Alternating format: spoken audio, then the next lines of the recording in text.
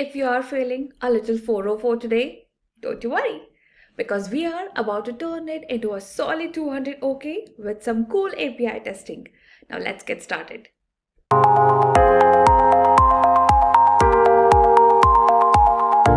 Hey guys, welcome back to my channel.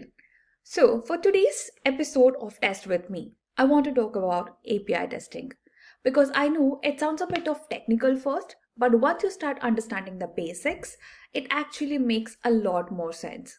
So in this video, I'm going to explain what API testing is, why it matters, how you do it, and some of the tools you can use if you want to start learning API testing. So first of all, what is an API testing?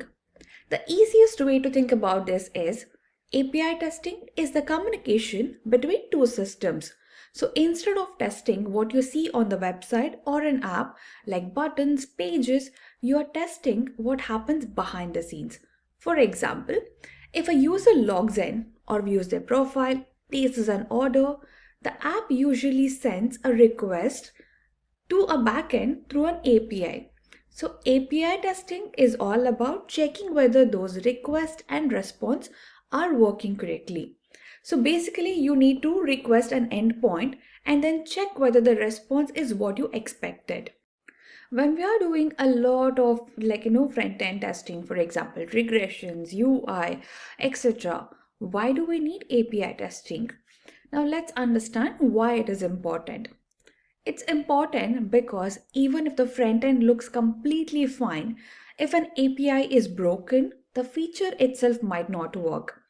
And also the biggest benefit of API testing is it helps catching the bug earlier, and it is often faster than UI testing because you are testing the logic directly without needing to click through those loads of screens.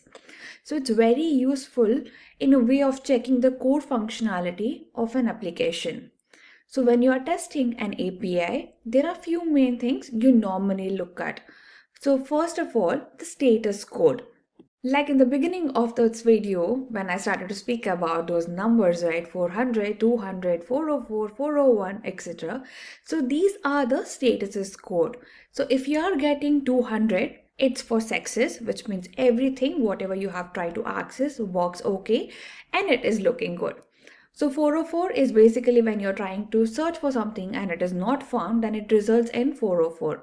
And 401 is where a user is not authorized. So these are the different status codes what you primarily check when you're trying to do an API testing. And then you can also check the response body. For example, did you get the right data back, or are the fields is looking correct? Does the response matches with what you're expecting, etc. These are some of the checks what we generally do when we are doing an API testing. And why it is important is because you just don't want to test that when everything works perfectly fine, right? You also want to test the negative scenarios. What ifs, what happens, etc. For example, what happens if a required field is missing? Or what happens if an ID is invalid? What happens when a token is missing or expired? These are the places where actually a lot of bugs shows up, and this is where doing all this testing can add a lot of value. So you can ask me, hey Susmita, how do you actually do an API testing, right? Usually the first step is to look into the API documentation. Why? Because you have to understand what endpoints you're trying to test, right? For example, you want to know things like what is the endpoint, which method it uses, whether it needs authentications or not, whether the data, you have to send some data or something, what kind of response you should get back when I try to do certain things, right? These are some of the important things what you have to understand before starting testing, before starting an API testing. So once you have the clarity of all this information, then you can send a request.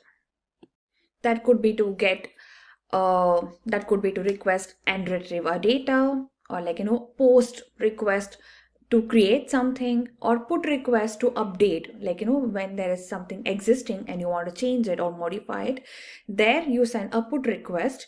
And if you want to delete something, then you will send a delete request. So we have 4 different kinds of requests. So one is get, when you're trying to retrieve the information, and post when you're trying to create something new, put when you're trying to modify the existing system, and delete is when you want to delete something. So these are the requests, and you can expect the responses what you can get back once you send this request.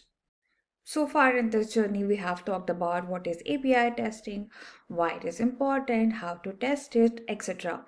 Now let's talk about the tools. What tools you use when you want to do a API testing. So if you are a beginner, one of the best tool to start with is Postman. It's really popular, quite easy to use, and it lets you to send requests, view responses, save your tests into a collections.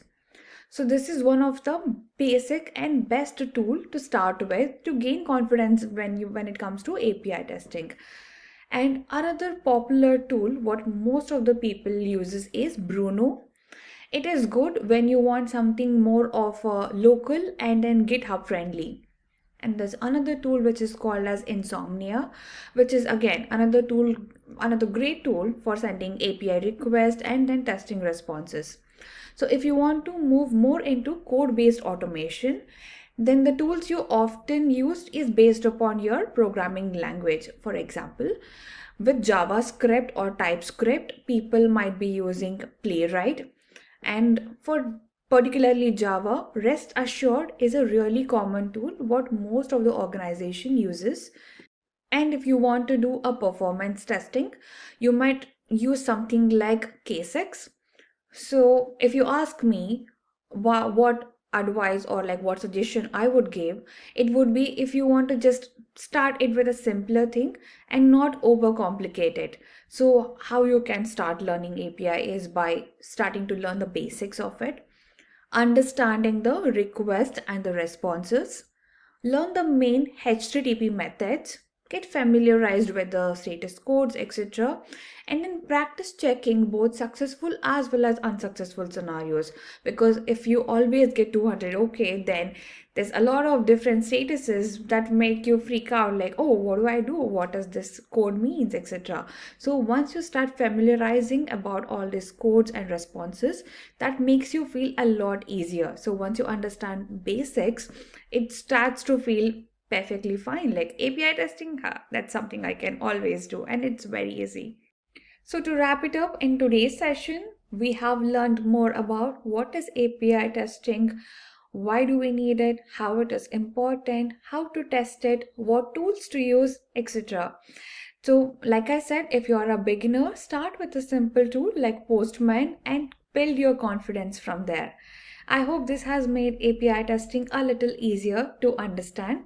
And if you want, I can also do a follow where I actually test an API step by step so you can see what it looks like in practicality. So thank you for watching. I'll see you in the next episode, and let me know in the comment section after watching this video, has your mood changed from 404 to 200 about API testing?